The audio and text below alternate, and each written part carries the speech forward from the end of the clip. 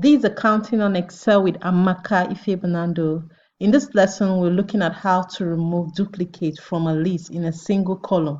We have our invoice number listed here below, and from the list of invoice numbers we here, you can see from just mere looking at it, some of the numbers are appearing more than once. How do you remove those numbers that appear more than once and leave just one?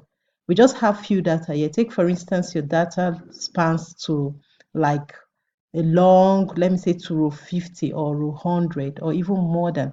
How do you go about it? The first thing to do is to select any of the cells. You can select the entire range or select any cell within the range. I prefer just select a cell within the range.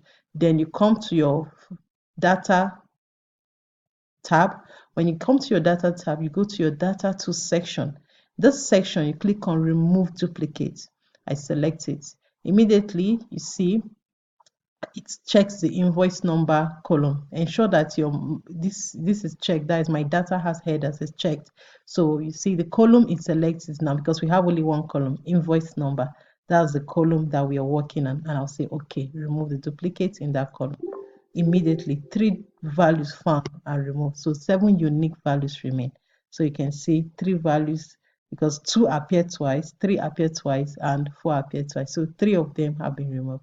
So that's how you remove duplicates in a list, just in a column, right? Thanks for staying on, and hope to see you in the next lesson.